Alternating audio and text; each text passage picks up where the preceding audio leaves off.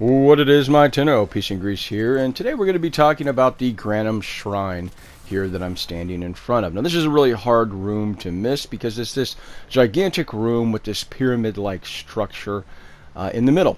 On top of which is a really well-designed room with some really epic-looking skyboxes as you look out the windows, with a very, very unique interaction, which we'll talk about that more here in a minute, because I think it's important to talk about all of the uses for your Granum crowns. The first of which is going to be freeing the various Fortuna captors that you're going to find all over these Corpus ship remasters.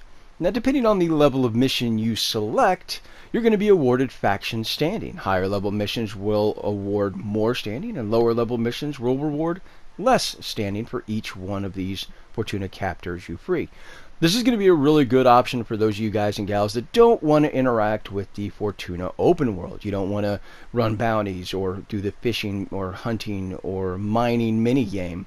Well, this is an option to gain standing without having to do those. Although I will have to admit that the best way to maximize your standing gains in Fortuna is going to be the hunting minigame. But that leads into the second use for your Granum crowns, and that's going to be in the Granum Void at these giant golden hand terminals. This is going to award you a whole host of decent types of rewards, stuff like the new Protea parts as well as the new weapon parts. And keep in mind, the weapon parts are tradable, just FYI. On top of which you can get new cosmetics such as captura scenes, ship decorations, and the Mortis shoulder guard, which is a really freaking cool shoulder guard if you ask me. On top of which some basic rewards such as various types of credit caches, endo, void traces, and the like. Best bang for the buck in my opinion for use of your Granum crowns. But there is a third way, and that is to use it at this very specific terminal in front of the statue of Granum in this particular room, the Granum Shrine. This works very well because what it's going to do is going to give you a little bit of lore, as well as if you have Helios equipped, it will scan it. And that is, you drop in one of your Granum crowns into this terminal like a coin-operated slot, and the top raises up when the display screen appears. And again, if your Helios is equipped, it will scan it. But the reason you're going to want to do this is because it's going to award you with one relief placard each time you do this. And there seems to be about 11 placards total.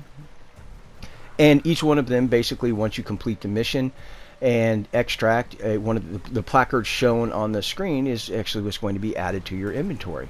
Now, they are pretty decent sized, and there seems to be 11 total, so they take up a heck of a lot of room. So I ended up using them as floor tiles. But basically, a few things to keep in mind here, and that is once you use this terminal and drop a Granum coin in, that's it. You can only use that terminal once per mission.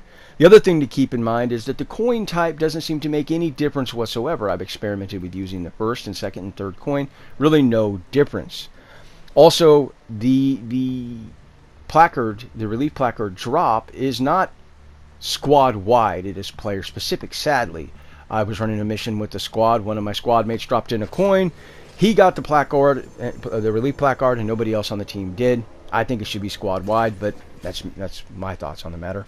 And finally, the spawn rate of this room is lower compared to all the other rooms. About 1 in 5 rooms or missions before you finally get this Granum Shrine, or at least that's what I was seeing on average. So to gain all 11 of these placards, relief placards, you're probably going to have to run 50 to 60 missions just to get them all. Is it worth it? It's up to you. It's something you'll have to kind of decide. But let's take a look at these placards, relief placards on the orbiter, and you can kind of get a general idea if it's something that you're interested in or not. But there you go. But hopefully that helps you out. Is it worth it? It's up to you. And until next time, peace out.